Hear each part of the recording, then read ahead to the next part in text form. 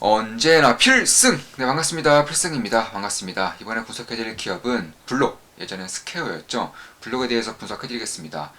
블록에 대해서 아시는 분들은 이렇게 알고 계실 거예요. 전 세계에서 가장 앞서가고 있는 암호화폐, 그리고 블록체인 관련 기업, 이렇게 알고 계실 것 같습니다.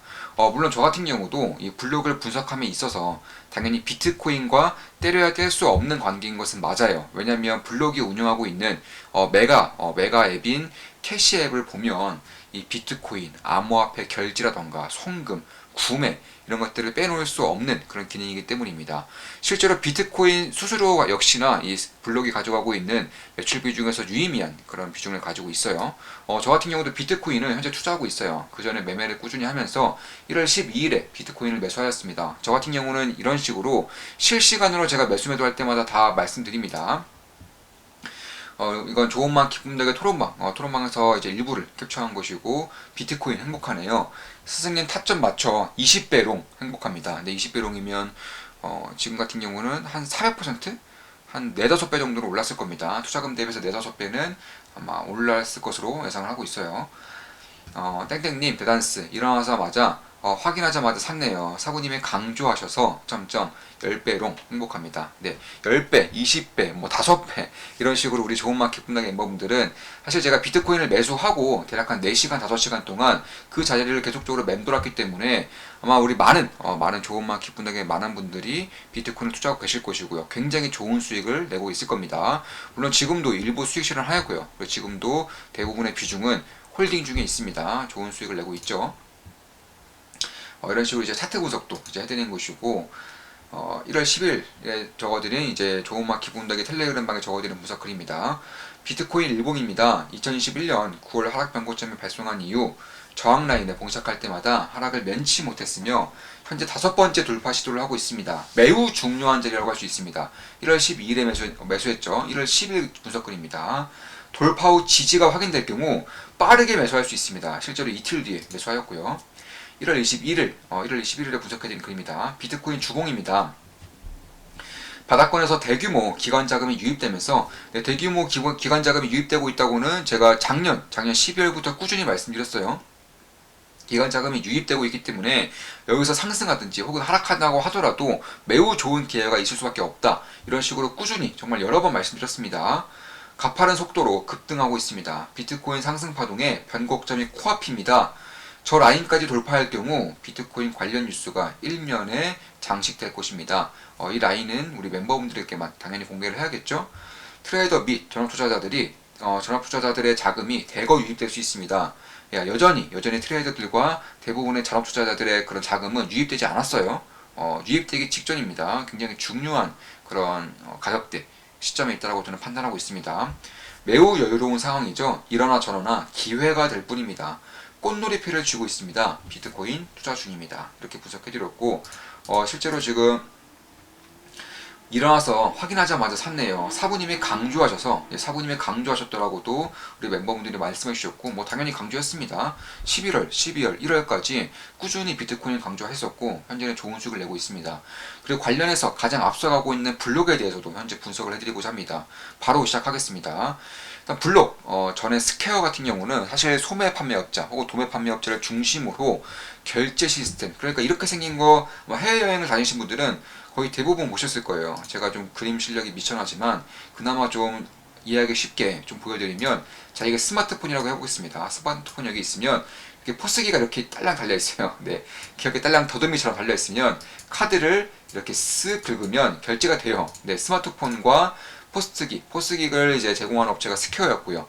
그래서 스퀘어가 포스기를 제공함으로써 결국에는 그 전까지만 하더라도 사업자들이 카드 결제를 받기 위해서는 가맹점에 가입을 했어야 됐고, 가맹점비를 지출했어야 됐어요. 그리고 무엇보다 수수료율이 거의 뭐 20% 가까이 됐었죠. 그래서 이런 것들에 대비해서는 이 스마트폰과 포스기만 있으면 되기 때문에 뭐 간단한 배달, 배송 이런 것들은 물론이고, 실제로 이런 사업자들도 이런 블록의 이제 스마트 포스기를 훨씬 더 애용할 수밖에 없다는 것이, 수수료율이 거의 반값도, 절반도 안 되기 때문에 그럴 수밖에 없었다. 특히나 카드 가맹 같은 경우는 카드 단말기를 또 설치를 따로 해야 되지만, 구입을 해야 되지만, 스퀘어 같은 경우는, 블록 같은 경우는 신청만 하면 무료로, 무료로 포스기를 지급해줬기 때문에 그 스마트폰과 포스기만 있었으면은 자동으로 나머지는 이제 블록 측에서 다 등록해주고 하는 것이기 때문에 카드 긁고요, 숫자만 입력하면 내 계좌로, 연동된 계좌로 달러가 지급되는 그런 형태입니다. 지금도 물론 이 사업을 하고 있고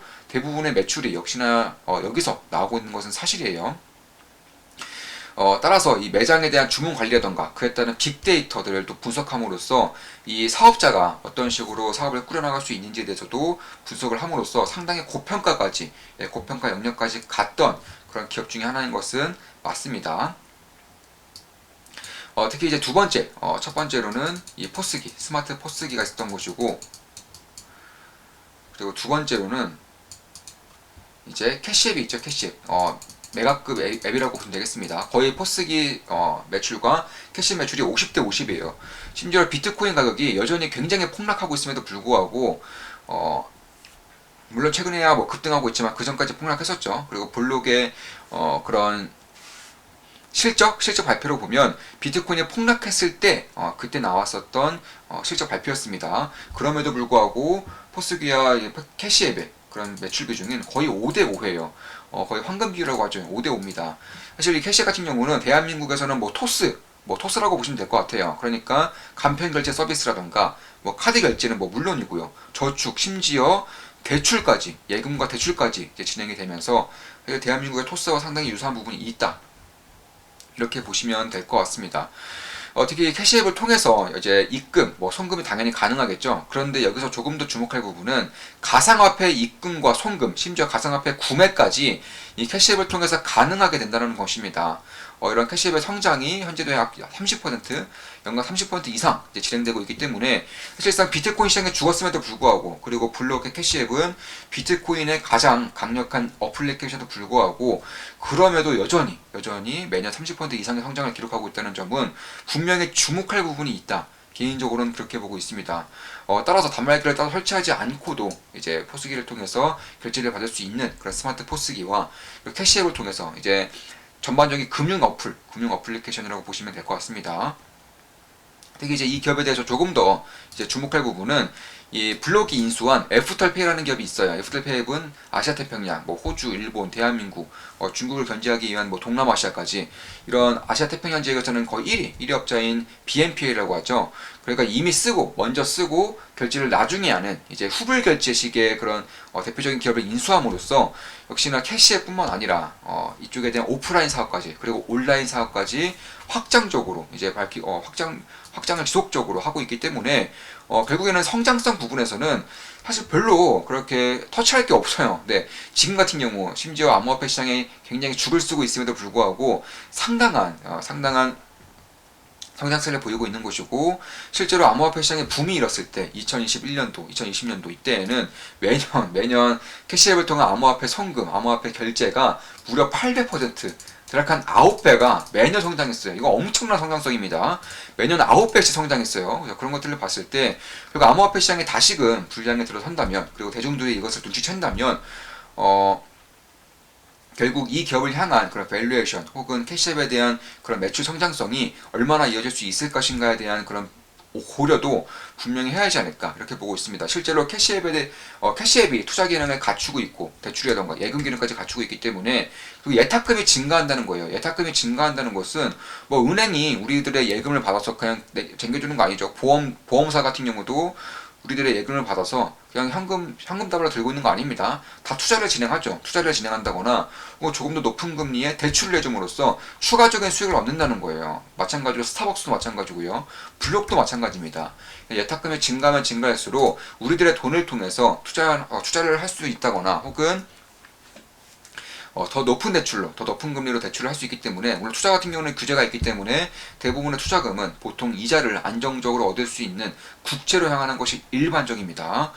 그래서 그런 것들을 봤을 때 결국에는 매년 성장세를 기록하고 있는 것이고, 실제로 작년 같은 경우는 이제 적자를 면치 못하면서 사실 어닝 쇼크가 났죠. 그런데 이 어닝 쇼크를 하는 이유가 가장 큰 이유는 비트코인의 폭락이에요. 사실 비트코인의 폭락과 블록의 그런 어닝 쇼크가 무슨 상관이냐, 이렇게 생각하실 수도 있겠지만, 사실 자, 예를 들어서 제가 블록에 캐시앱을 사용한다고 해봅시다. 그런데 이 캐시앱에서 비트코인을 매수를 했어요. 그런데 보통의 거래소는 그냥 중개만 해준다는 거예요. 그런데 문제는 주목할 점은 이 캐시앱 같은 경우는 실제로 비트코인을 매수를 해요. 네.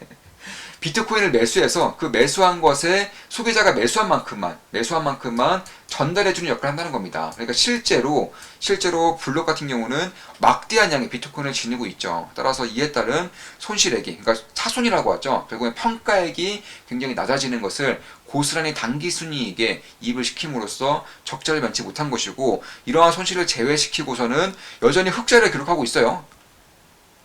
뭐 현금 흐름이라던가 혹은 성장성에 대해서는 딱히 우려할 만한 사항이 별로 없다는 거예요. 실제 성장을 지속하고 있고 주가가 고점 대비해서 4분의 1 토막까지 났음에도 불구하고 여전히 블록에 대한 그런 성장성은 꾸준히 이루어지고 있다. 비트코인의 폭락으로 인해서 손상 차손이 발생했기 때문에 단기순이 꺾인 것이지 사실 사업 자체는 딱히 문제가 없는 부분이 여전히 발견되고 있는 것이고, 특히 이제 해외뿐만 아니라 사실 아시아 태평양 지역에서 이제 글로벌적인 가장 이제 뛰어난 경쟁력을 가진 BNPL 기업을, 그러니까 후발 결제 기업을 인수를 함으로써 역시나 이제 지금까지 유럽권, 미국권에서만 있었던 그런 블록의 스마트 포스기에 대한 영업을 이제 아시아 태평양 지역까지 늘릴 경우에는 이쪽에 대한 성장성도 역시나 이루어질 수 있는 것이고요. 특히 이 포스기 같은 경우는 대부분의 매출이 여기서 나와요. 수수료 보통 한 7%에서 9% 정도 뗀다고 하는데 이 수수료에서 대부분의 매출이 나오는 것이고, 자, 그럼 한번 생각을 한번 해볼게요. 자, 인플레이션으로 인해서 대부분의 자재값, 상품값, 제품값들의 가격이 상승하고 있습니다. 자, 예를 들어서 자, 1,000원짜리 제품이 있었고 그래서 7%의 그런 수수료를 떼면은 대략 한 70원 정도의 수익이 블록으로 가게 됩니다. 그런데 인플레이션으로 인해서 제품 가격이 올랐다고 쳐봅시다. 그럼 쉽게 말해서 그냥 2,000원 할게, 2,000원.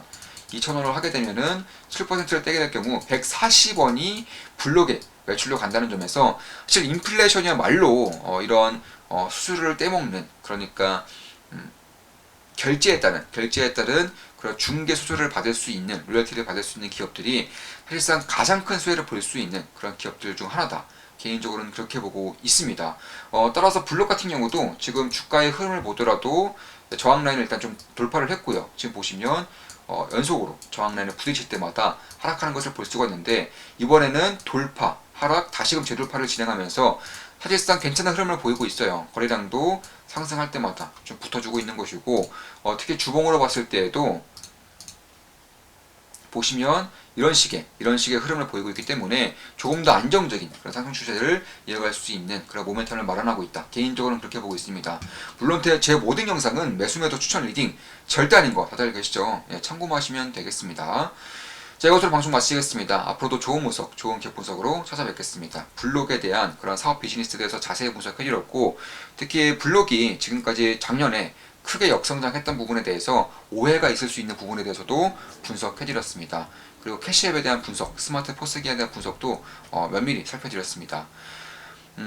다들 아시죠? 필승 구독, 알림 설정, 좋아요는 돈이 됩니다. 필승!